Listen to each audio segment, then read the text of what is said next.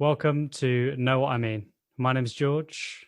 My name's Oskar. I've now got a microphone. I hope you can hear the difference. I feel different. I've still got it attached to an ironing board, but I'm slowly upgrading my kit. So I'm going to read out this week's quote. Not everything that is faced can be changed, but nothing can be changed until it's faced. By James Baldwin, who's a American novelist and activist. So yeah, we got into some really cool stuff with this quote. We talked about bringing awareness to your problems and the value of that. Oskar brought a really cool story about Milarepa. I think that's how he says that. Yeah. It's like a Buddhist story about him facing demons. We talked about me getting hangry, which was semi-related to the podcast. And we also talked about Oscar's because Oscar's been doing graffiti for a large part of his life, discussed him discovering what was actually been driving him this whole time. Oscar prepared very well for this podcast, and I felt a little bit underprepared. But I think it's a good podcast. Yeah, man. So. Yeah. I know George said last week that last week was his favorite, but this is my favorite, definitely. I had a lot of fun doing this one, and it was really nourishing, actually. I feel great. So I hope you enjoy.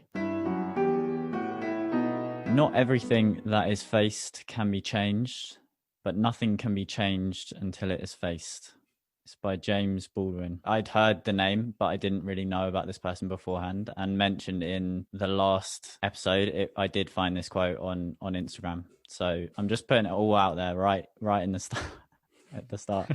But looking into him, he was an American novelist and activist and poet. A lot of his work's around racial issues, sexuality, class distinctions. There's a lot around the civil rights movement, a lot around activism. He's obviously a very influential figure. And this quote also stands alone without that. So I think, interestingly, we talked about last week kind of discovering that context is massive with this. It's interesting that I read this quote just as an isolated thing and thought it was very strong, but that reading a bit more into the context, it came from a newspaper article in 1962, and that was like the full swing of the civil rights movement. And I couldn't read the article, didn't have access to it, but well, it was potentially talking about outward action and activism. But the first thing that came to mind for me was much more an inward focus. How can we acknowledge what is going on inside of us and really face our demons and face our kind of shadow side in doing that? So I paraphrased, or like I changed it a bit, just because I found that trying it a few different ways out in my mind is quite helpful. So not everything you become aware of, you can do something about, but you can't do anything about something you're not aware of. And the key areas with this quote were, so accepting the things we can't change, and how this can be a really transformational and powerful thing to do. Maybe giving up the fight with certain things that we acknowledge, but we can't do anything about them at that time. And also the area of like, why do we choose to not face things? Because I know in my life, and like most people's lives, we've got things that we're not willing to acknowledge, or it takes us a very, very long time to really be brave enough to look into things. And I've definitely really noticed in my life that a big part of growing up is opening more and more to those kind of shadow parts of ourself or myself that I haven't been willing to look at previously, or haven't been strong enough to deal with previously. You know, the words that come to mind are like bravery, difficult decisions, seeing things fully, taking full responsibility for what's going on in ourselves. And I like the word responsibility because it's like responsibility, like the ability to respond. We are empowered to respond to what's going on. Also, the other side of the quote of being that accepting that not everything is changeable. We can't change everything, but that the awareness is paramount. So like throughout the quote, not everything that is faced. So face, that's like awareness, can be changed, but nothing can be changed until it's faced, until it is brought into awareness. So the awareness of what's going on and the willingness to look is really the key in this quote. I feel that's what's being really encouraged, is to say, just look at what's going on. And maybe it was talking about look at what's going on in the world, look at the injustice. In my case, then it's, look at what's going on in my emotional life, or what I'm not willing to look at, and try and turn towards it. Those are my initial thoughts on the quote. Really interesting to hear the context of it, because that always flips it, and quite often we end up coming with something that may be quite different from how it was originally intended. Yeah, I came up with a fairly similar sort of thing. You can have the compulsion to just not face things and to just kind of ignore them. There's something very dangerous in leaving things lurking under the surface, and when that happens, they can kind of end up manifesting in other ways, like that frustration because you haven't dealt with something, you haven't faced certain thoughts or certain insecurities and things, and that means that they can end up running your life in a way because you haven't focused your awareness on those things. Yeah, it's these things are pulling strings and dictating our lives when they go unfaced. If you're not aware, if you've chosen to be ignorant or just generally not aware of what's going on, it could be having a huge amount of influence over your life, and you're just not aware of it. You can't see how that's happening. And it's so, I think it's one of those things that's more obvious to notice it in others than ourselves, because the denial, it can be a bit like a house of cards situation. Like, we're lying to ourselves about something, or we're choosing to not acknowledge something, and by taking the step to acknowledge it, it can often feel like even a small step is extremely scary, because as soon as you acknowledge that you have been pushing something away or pretending something doesn't exist, it pulls into question all the decisions you've made in connection with that. It puts into question all the potential things that you're actually hiding from yourself. The choice to really delve in and go into this shadow side, this like darker side, the side that hasn't been acknowledged, is, yeah, it's a very brave act, because you don't know what's there. You don't know what's going to be revealed. I liked how you kind of took the two sides of it, how like, as well as facing things and finding the things you can change, it's really important to realize the things that you can't change. And I think that's equally valuable. I hadn't really thought about that other side of it. Well, it's often the case where, say, you're dealing with an emotional issue, particularly if it's something related to childhood or it's trauma, it's going to be really big, and definitely initially you're not going to be able to change it. It's something that will maybe erode or change over a long period of time with awareness, but you have to be willing to acknowledge that it's there and welcome it on some level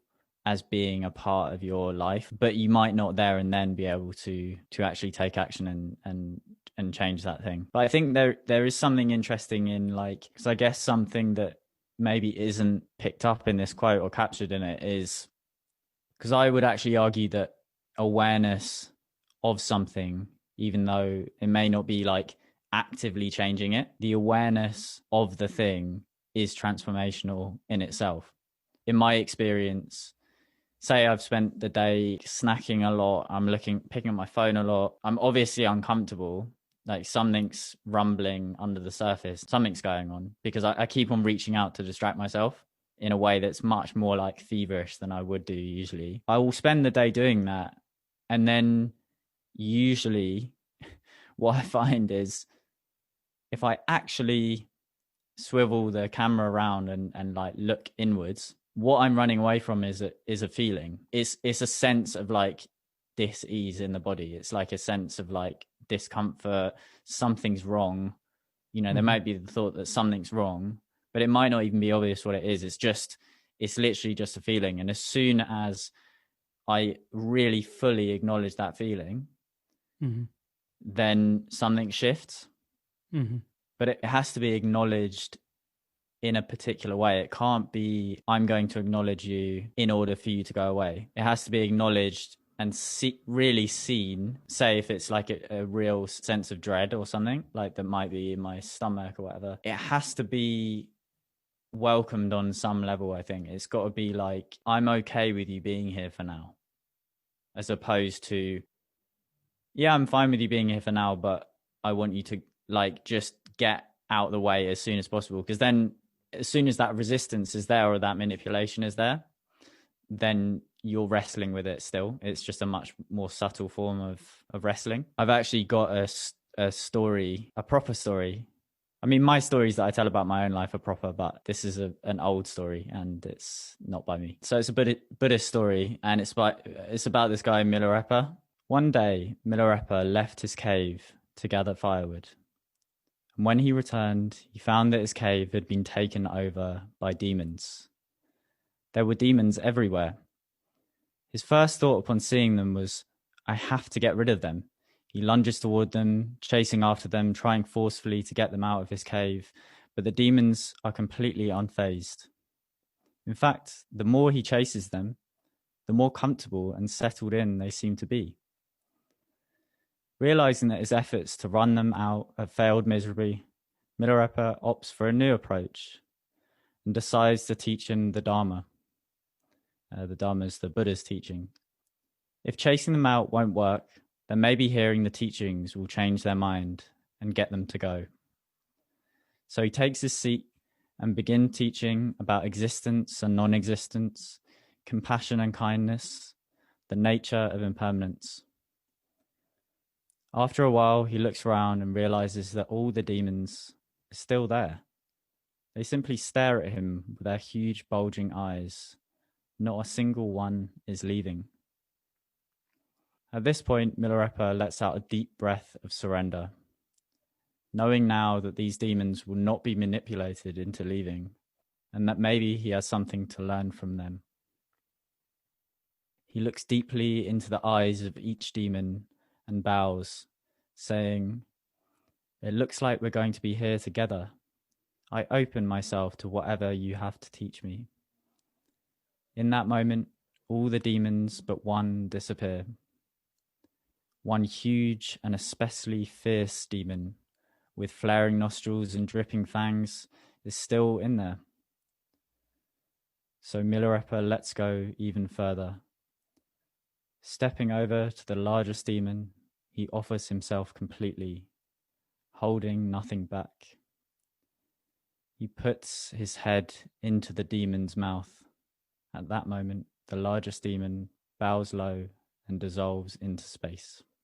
Wow, that's a really cool story. Yeah, that was from a website called trischool.org, but I read it pretty much word for word, so I wanted to acknowledge them. There's a lot of things which you can use the metaphor of demons for. There are some things where the hold that they have on you, the fear that you have of confronting that thing is propping it up. Your resistance to it is what's giving it power. The resistance implies something else. How you're acting implies that there is some horrible demonic force acting on you. Mm-hmm. And when you're behaving as if a horrible demonic force is acting upon you, that's exactly the same as if the demonic force is acting upon you. Yeah. That's the funny thing. It's exactly the same experience. It's the monster under the bed. Yeah. You know, you've got to just look and be like, no. But you're going there. Oh, bitch. Well, you know, never know. It might be there this time. Not today. A lot of us are lucky enough to be in a position where our struggles are not whether we're going to eat. For a lot of people now, the main demons and the main problems end up being of a more psychological nature. It's really helped me if I've, for whatever reason, been feeling anxious or loss or anything like that, being able to really sit with the physical experience of it. And it's not like, say, you know, if you've lost someone, it's not like you're trying to get rid of that. You're just accepting that and really feeling those feelings rather than trying to resist it. It's not like you're going into it to instantly banish it. Just appreciate that. Like you said, if you're going with the intention of like, oh, let me just bring awareness to it so it disappears, if you kept resisting that feeling, it would just continue longer. Yeah. I think a really interesting bit of that story is the middle bit. So obviously the first bit where he's chasing the demons away, it's trying to fight them, but it's also not facing them. It's the equivalent of remaining ignorant or just denying their existence. So that scene could also be, instead of running around trying to hit them with bats or whatever, you know, like it could be he walks into the cave and sees the demon, is terrified, but then kind of pretends that they're not there. That could Yeah. also be another start Yeah. to the story, which might be more in line with this quote. The middle bit is the really interesting bit when he tries to teach them the Dharma. He tries to manipulate the demons into leaving, essentially. You know, he says, I will accept you here on the condition that you leave. Got you. Yeah. And that's much more the area that I feel a connection to, I guess, because my experience within my spiritual path, because I've been kind of interested in it since I was a teenager. So I guess I've had a long time of reconditioning myself into other ways of thinking about life based on these kind of spiritual ideas. Because, you know, at 17, I was only kind of partly formed, I guess, but then came in all these different spiritual ideas that I could exchange my usual ideas with. But what I found was it's so easy to use spiritual ideas to try and manipulate your way out of feeling certain things. So you sit down to meditate on the condition that you will feel good. You're acting in life on the condition that it will do what you want. That's what I find so interesting about this middle bit of the story is that thing of it being on the condition of the demons leaving, and how different that is compared to actually fully facing something. Because as you said, you know, fully facing something is like an alchemical reaction. Like it's the resistance to the monster under the bed is the monster. It's the fear of it that is it in most cases. Like I have this image of a tiny mouse, right? But then you've got a really bright torch, but the torch is shining on the mouse on the side. So the mouse's shadow is enormous. And if you were to see that shadow, you might assume that it's something really big. But the reality is it's something very small, you know, and that's my experience of processing emotions. You know, I might go on retreat and then actually sit with this feeling of discomfort and just find it is just a feeling. The suffering really was me trying to run away from it. That was the suffering aspect of it, as opposed to actually fully seeing it for what it is, really. This may be seen as kind of a passive thing. Say if you were doing this through like meditation or something, you're like, okay, let me just take some time to let my thoughts settle. But I would say that is, in a way, a very active thing. It's like a commitment to life, like you're engaging in life. You're not trying to distract yourself away from things. You're like, look, this is my body and my mind, and let me just see what's happening with it. And just see what's going on, see if there's things that it can teach me or things that I've been ignoring, and just really face those things and put your awareness onto it and do it, even though it's something that's not comfortable in the short term. Say if you've got a meditation practice, you're not doing it so that you can just get good feelings.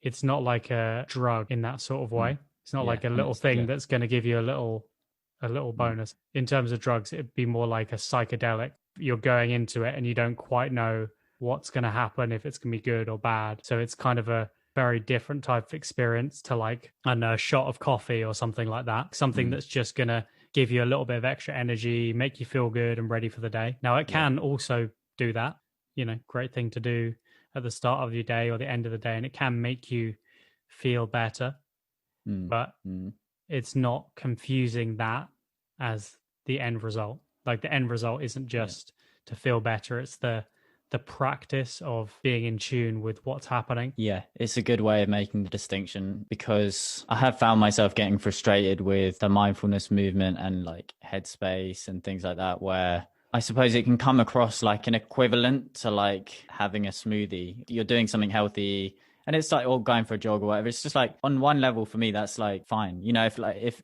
I think everyone should meditate, and I think everyone would benefit from it, whatever way it's described, that's fine. If some people find that format of it being another little accessory to my well-being, that is fine. But that's not the original intention of it. I think what's captured in this story is much more in line with what meditation is intended for. It's facing things. It's really acknowledging, because we're so tangled up, you know, our conditioning is so complicated, you know, and if you believe in trauma gets passed down through generations as well, we're actually born with a lot of stuff going on the stuff that isn't faced, that's like the behind the scenes, you know, like that's what's pulling the strings and like dictating what's going on in your life. It may be hidden, but as long as it's hidden and completely unacknowledged, then it rules essentially what you end up doing. If you have a tendency to be triggered by particular situations, if you have a really strong aversion to like a type of person, or a lot of,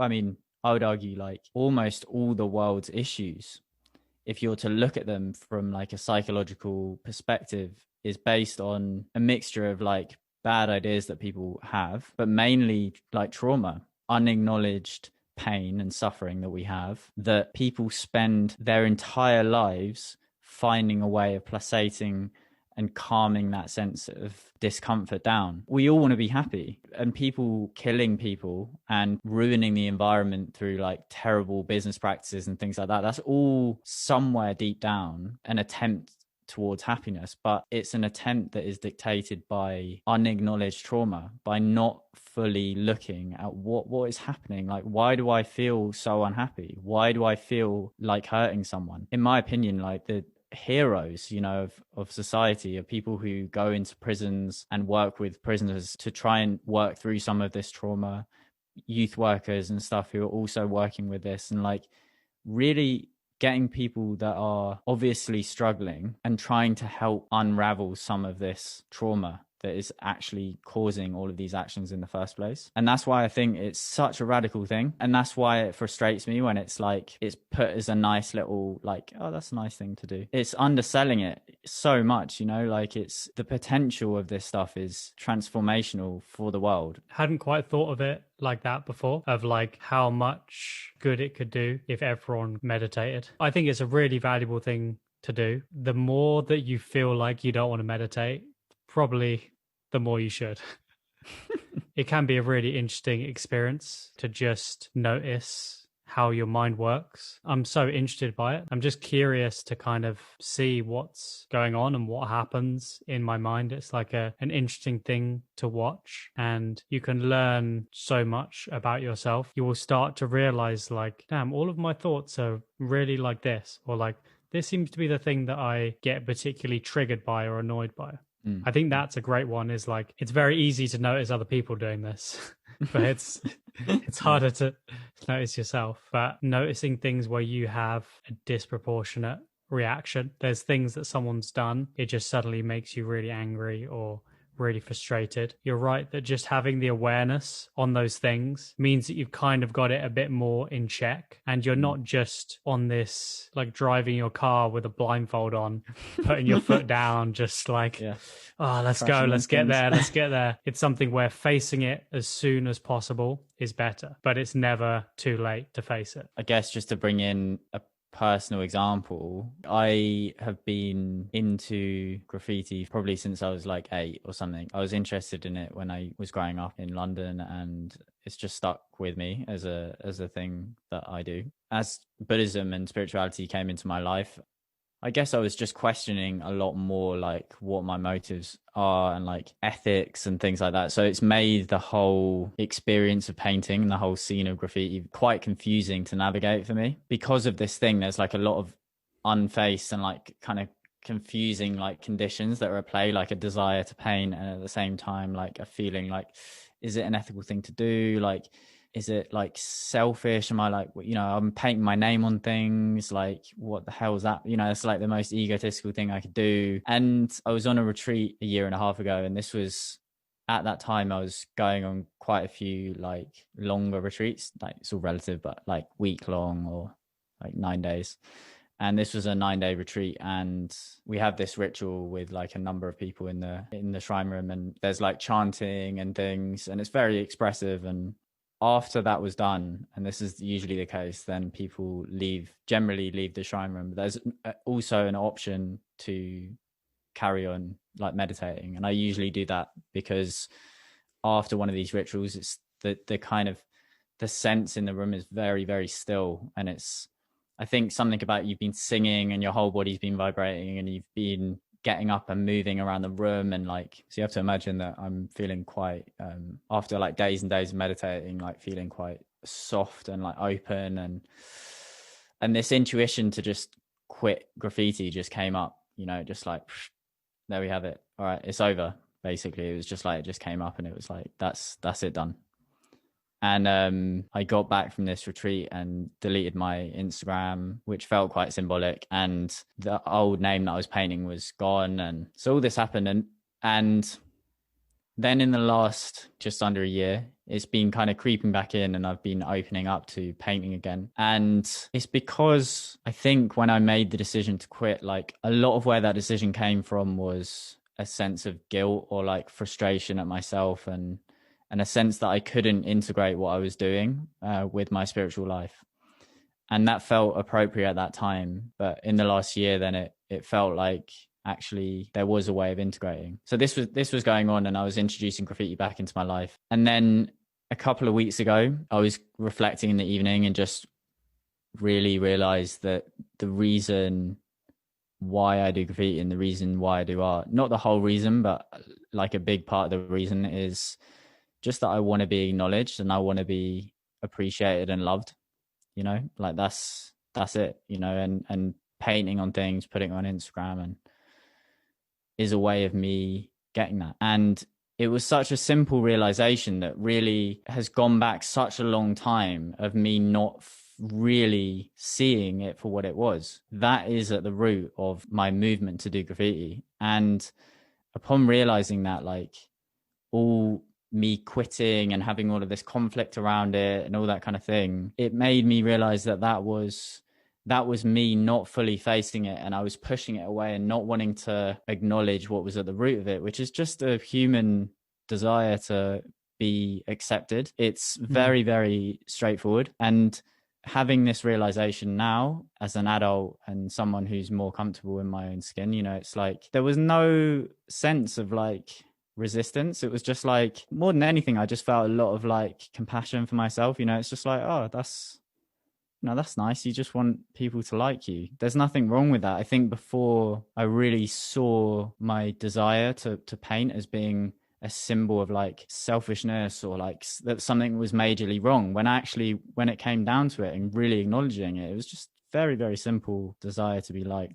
Yeah, it's always been interesting listening to you talk about graffiti over the time I've known you. They were still in conflict. You hadn't really kind of accepted it and really like acknowledge what was at the core of it, and just realize like, oh yeah, it's just because I want people to like see my stuff and be like, oh, that's cool, I like what you've done, like that's a good piece of work. But that's not a spirit, that somehow doesn't fit into the spiritual ideal. Ideally, I shouldn't care what people think, and ideally I should be free of self and like self-grasping, and and that's where it really, like, you start pinching us. That's where the suffering in spirituality really comes in, is those really unhelpful stories of like, I shouldn't have a desire to be accepted, for example. I mean, it's just a fucking primal, very deep need or want to be accepted. I should be above that. I should, anyway.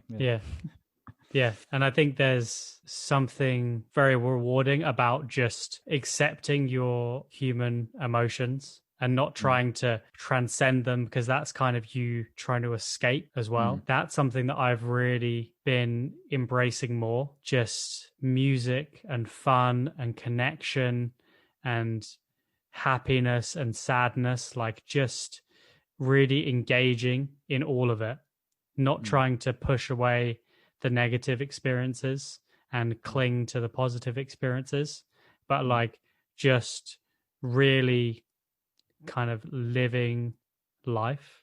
And obviously in lockdown, it hasn't been that crazy. You just decided at the I was start just of the like lockdown, going back through I was going back through my mind. I was like, wait, what stuff have I been doing that has been really living life? I have kind of just been at home the whole time. But at it's times like that insight. Yeah. I wonder if you have any examples of when that hasn't been the case, of like when you were younger or something, and like a way that you would deal with situations and how that might have shifted. One thing I was thinking that did tie into the kind of trying to be liked thing was definitely from skateboarding. And I actually noticed that when I've been skateboarding again recently. Give a disclaimer on just a bit about skateboarding for you growing up, because it was a big part of George's life. Yeah, so I skated probably for about 10 years or so, about 11 till 21 maybe. And I'm 26 now. Throughout that time, a lot of the time I was skating pretty much every day. Summer holidays as a kid, I was skating like 8 hours a day or something, sometimes more. Recently, I've been skateboarding a little bit more because my little brothers picked it up. Had the occasional nice day where I've gone down to the skate park. But now I really notice people who I gauge as like big important people at the skate park. I want them to see me doing a certain trick. It's interesting just revisiting it and now having much more of an awareness of it and being like, oh, damn, I definitely am doing that on purpose.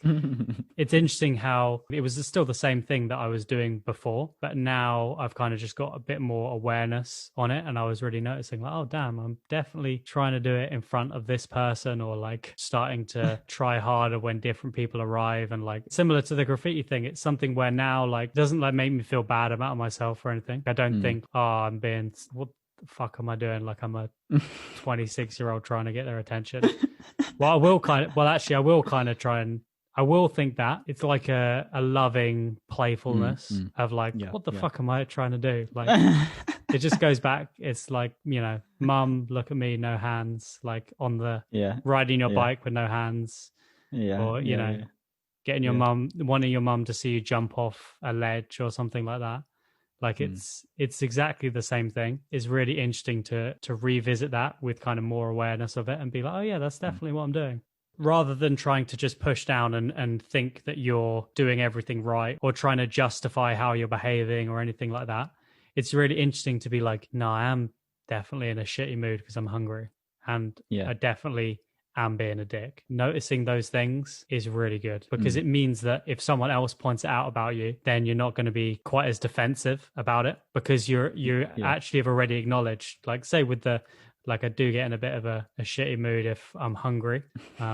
It's weird. So I can go without eating for a long period of time, but it's when I've not eaten and I know there's food near, like either I'm making food or someone else is making food or trying to find somewhere to get food. As soon as that switch goes, now I'm in eating mode. Now I need to eat. As soon as that goes, then I can be very short and get very triggered, basically, by anything. Anything that could like slow down my meal by 20 seconds will become like a massive deal. Well, that's not everything that is faced can be changed. So you get grumpy when you know there's food around and you're hungry. It's not like you're trying to change that, like, I really mustn't get grumpy. It's like you do get grumpy, but by acknowledging it, you can bring a bit of humor to it. And also you can be hyper vigilant about how you're acting because you're like, I know that I'm on the edge of, I don't know, shoplifting or however you're going to, you know, like whatever you're going to do to try and get that food.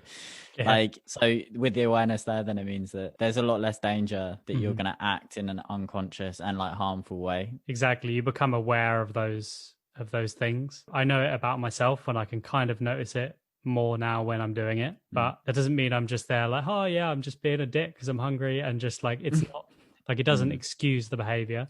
It just means that you can be like, okay, let me find a way that I can manage this so that I'm not being unpleasant to the people around me. Or if someone says, are you just being a dick because you're hungry? I would have used to say no and kind of reiterated why there was something I was angry about.